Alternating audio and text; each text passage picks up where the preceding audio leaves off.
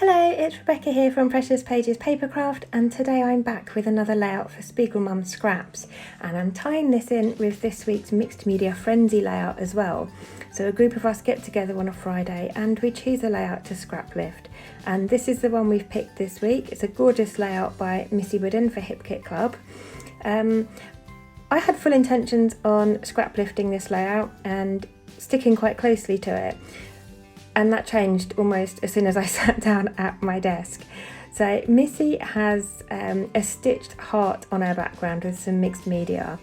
I'm going to go with a circle instead. And I've watched Missy's video on how she created this layout, and I stick semi-close to it, so I'm using the same tools but slightly different technique. So I've drawn a circle on my background and I will stitch that shortly after I've got my mixed media on, and I'm using 3 different shades of distress ink. So I've got the green is Mowed Lawn, the blue I did first is Blueprint Sketch, and then the colour I'm using now is Mermaid Lagoon.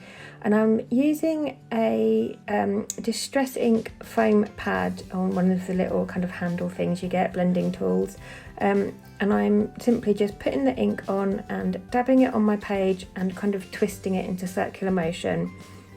And I've kind of covered the circle area and come out a bit as well. And as you can see off camera, I've added some stitching around that circle. I went around I think 3 times in the end, trying to kind of overlap them slightly so that you could see there were separate lines of stitching there. And then I'm coming in with some black acrylic paint, which I've watered down, and I'm just adding some splatters to my background. I'm going to do exactly the same thing with white gesso. I prefer to use white gesso for my splatters other than acrylic ink. Acrylic ink? What am I saying? Acrylic paint. We'll get there in the end. Sorry, it's been a long day. I find that the acrylic paint soaks into the cardstock, so I've not got any gesso on this background. I wasn't planning on really adding any water, so I didn't bother with the gesso. And that means that the acrylic paint kind of soaks into the background, and then because I've got colour on it, it means that the white isn't really white anymore. It kind of takes on the colour of the mixed media underneath it. Whereas the white gesso, when I use that for splatters, it sits on top of the cardstock, so it stays more of a kind of true white colour. So I always like to use that.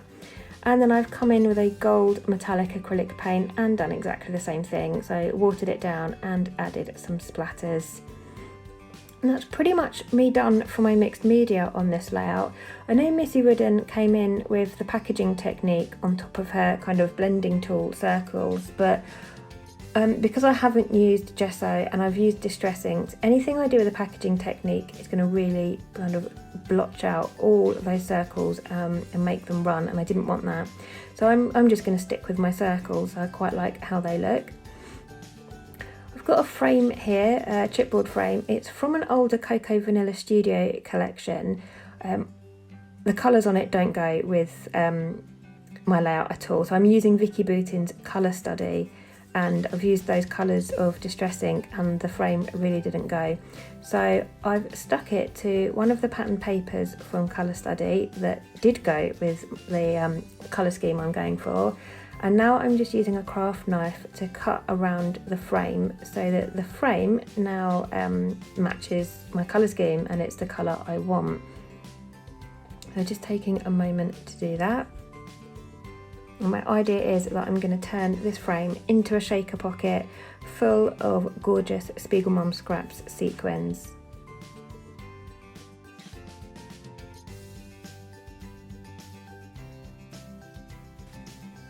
So similar to Missy, I'm going to have my photo kind of on the right hand side with the chipboard frame on the left. And I'm now going through my collection of SpiegelMom sequins and picking out some mixes that will work with my colour scheme.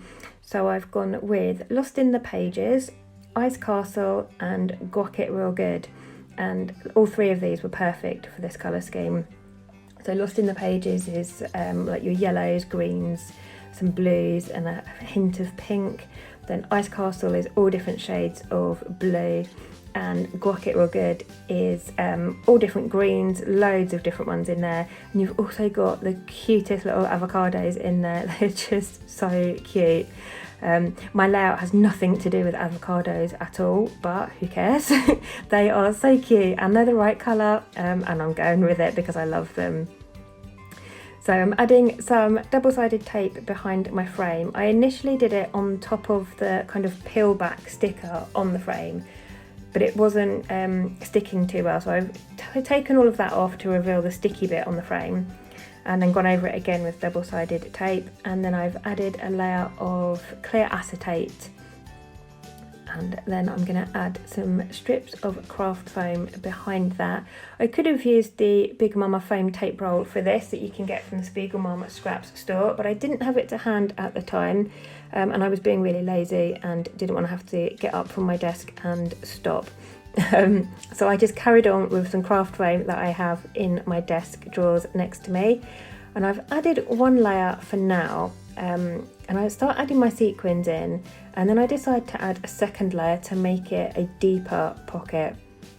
So I'm just coming in here now with that second layer, and the trick is with shaker pockets is not to have any gaps, so to make sure that all your foam meets up in all the kind of joining corners or wherever you've run out and started a new bit.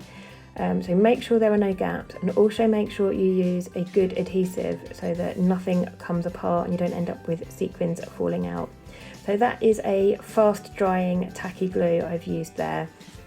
I would normally use glossy accents, but I'm sat at my desk, I've got time because my little boy's at school, so I don't want to have to wait for glossy accents to dry. So this fast drying glue is absolutely perfect.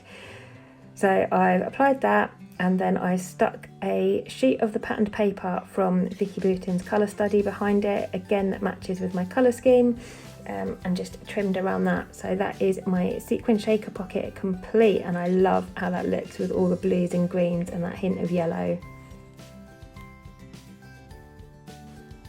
So my background's done, my shaker pocket is done, and now I'm going to get to work on my photo.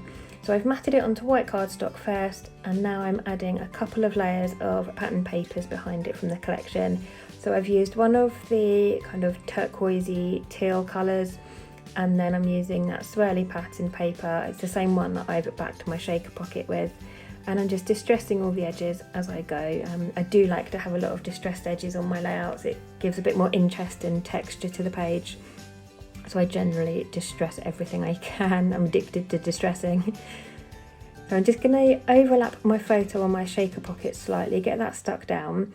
And now obviously, because my shaker pocket is quite deep, because I've added 2 layers of foam, I've got to raise that photo up to the same level. So I'm adding loads of layers of craft foam behind it, adding some double-sided tape, and then I can get those stuck in place.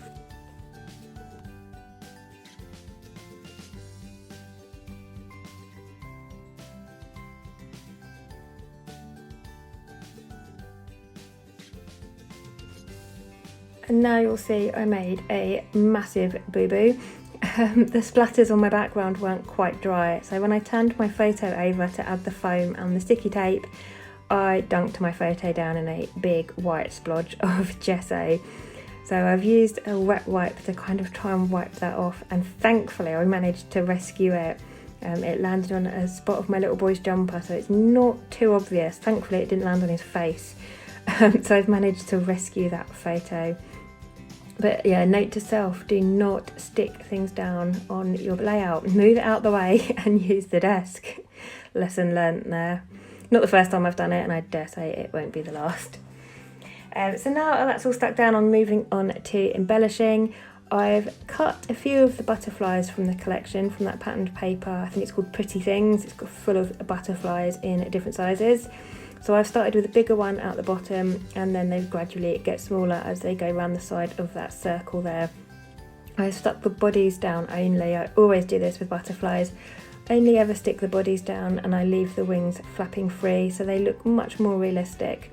So to me, they look like they've actually, like real butterflies that have landed on my layout. and I love the look of that. So that's where I only ever stick the bodies down, and I stuck the bodies on the stitching so that they kind of flow with the circle around the edge there. Now I need to work on just adding a few bits around my photos. So I've got this piece here from one of the ephemera packs. I was just trimming the white border off there, and then I'm going to distress the edges with my distressing tool, and I'm going to tuck that on the right hand side behind my photo there, just peeking out so you can see the colours, because the colours on that were perfect for this layout. And then I'm going through the sticker book now, just picking out a couple of stickers to use. I've gone with the smaller of the green cameras from the sticker book, because the one from the ephemera pack, although I wanted to use that because Missy Whidden's got a large camera to the left of her chipboard frame, I felt like it covered up too much of my shaker pocket and I didn't want to cover up all the sparkle, so I'm using the smaller one instead. And then I picked out a couple of other stickers. So the round one says I can do all the things. Then the blue one I'm cutting out now says make today awesome, and the green one says life captured. So I've stuck those onto white cardstock, and I'm just trimming them out because that means now I can kind of move them around my page and decide where I want them before committing to sticking.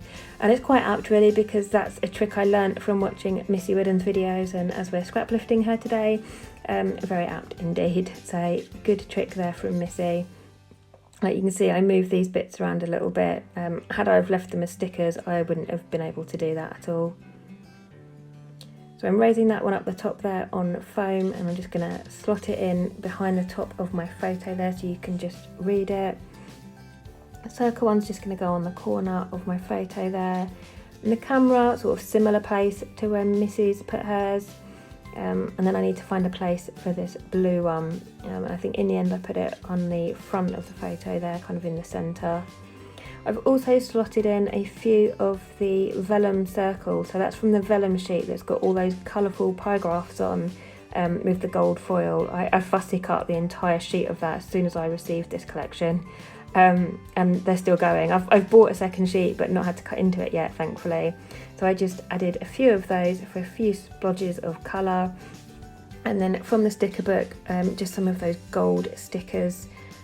Scattered a few of those around. They look like little paint drops, and at the top above my photo just a tab that's got some blue and green colours in it, and that worked well.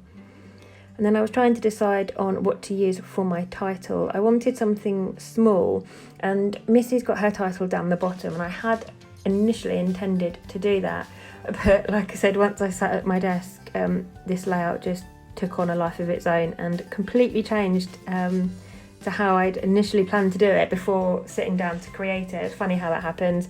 But yeah, I've gone from a heart to a circle, and mine looks completely different. But it was completely and utterly inspired by Missy's. So, and that's the point, isn't it? You find a layout you love, and you can take some inspiration from it and turn that layout or that technique into your own, which is what I've done here with the mixed media, using that blending tool in the same way that Missy's done. So I've done that, although I've managed to make the layout completely my own, and I've obviously brought in the addition of the gorgeous sequin mixes. So now I'm just fussy cutting another butterfly out just to sit above my photo there. And I think I'm pretty much done at this point. So I will leave the link to the SpiegelMom Scraps store in the comment box below. If you use that link along with the code Rebecca15, you will get 15% off all your orders in the SpiegelMom store. And you'll also find in the description box below links to the Spread the Sparkle Facebook group, a link to the Mixed Media Frenzy group, and also the links to the other ladies taking part in our Mixed Media Frenzy hop today, including our very own Moira. So do pop along to their channels and have a look at their videos as well. But for now, I shall leave you with some close-ups, and I will see you next time.